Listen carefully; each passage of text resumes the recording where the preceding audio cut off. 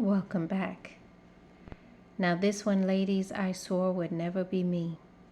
This is on the matter of money, in particularly his money. Yes, it's his money. If you aren't working, it's his money. If he told you that you could be a stay-at-home mom, it's his money. If you are homeschooling the children and taking care of the home, it's his money. If you are home pregnant with his child, taking care of his other children, it's his money. This type of evil person views you as lazy, even though he pretended to be okay with this and said this was what he wanted. It's not. All lies to get you, my dear. He hates seeing you home while he goes off to work. He has no compassion or empathy for your plight. Could care less about the work you do at home. Could care less about the type of pregnancy that you're having. Could care less if you are swollen and in pain. He hates all of it. He isn't even attracted to you, and you are pregnant with his baby. He doesn't even rub on your belly or talk to his unborn child. No, he doesn't care about you, his children, or his home for that matter. This evil person does not even care about himself. This is the reality. Why didn't I see all of this before, though? Because I was fooled. He tricked me. He put on a show for me. I went through a whole lot of pain, blaming myself for why my marriage fell apart, even though I was doing everything to make it work. I even sought counseling. He went one time, but decided not to go again. This kind of evil does not take well to any criticism. He doesn't know what constructive criticism is. Remember, he is perfect. He makes no mistakes, and everyone is the problem, not him.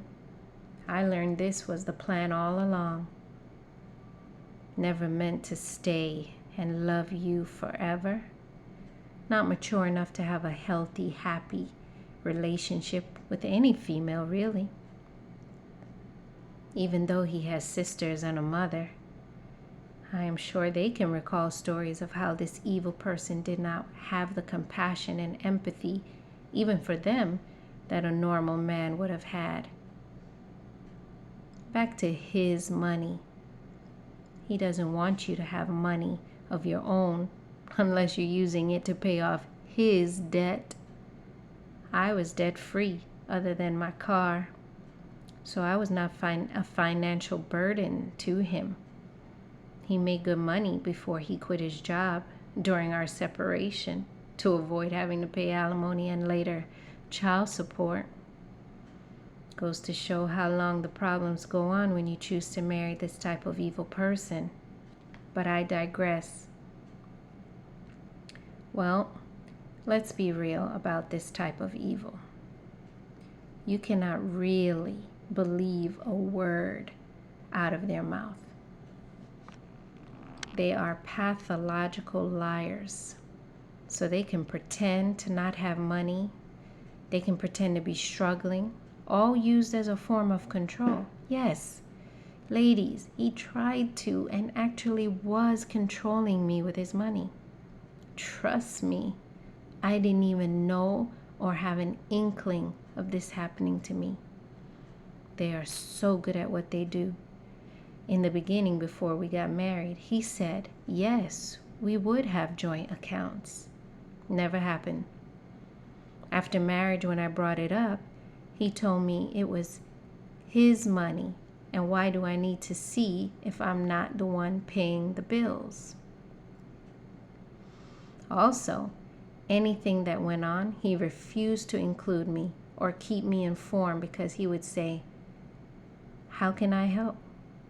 What can I do about it? I realized very early this was dysfunctional and not going to work for me. He lost my trust instantly. So anyways, It wasn't until I was out with my mom and wanted to stop at Starbucks for coffee, I checked in with him if this was okay.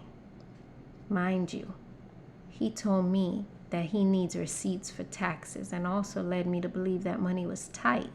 So, of course, the coffee isn't a need during tough times. My mom said, "You have to call him for permission to get coffee?" No lie. I never thought of it until I heard those words uttered to me. At that moment, I knew we had to talk about this. He brushed it off as being a little thing that he didn't need me to check in with him for, but clarified that big purchases I needed to. Another thing is when I would go shopping and spend like $250 plus on food for the family, he always had something to say about how much I was spending on food. He made comments about the eggs being expensive, how much orange juice our son was drinking, how much bagels he was eating. That's another thing. All his comments pertain to what our oldest son, who was 5 years old at the time, enjoyed eating. This is a whole other thing with this type of evil. What they do to their children and how they show favoritism and have one as a scapegoat. It's really interesting. Sad, but interesting. Maybe I will make a video on this later. Let me know if you want me to. Next, this is what he told me. That he would give me $800 monthly to spend on whatever I wanted. Fake figure, and never happened. Then when I questioned this and why it hasn't happened yet, he would tell me that he never said that, and maybe he could do $500. That didn't happen either. But later, after we separated, I did find out that he would have money automatically go to the account that the debit card that I used was linked to. $500 to be exact, monthly. Only thing is, he never told me. So I never knew that money was available to me. This is financial abuse.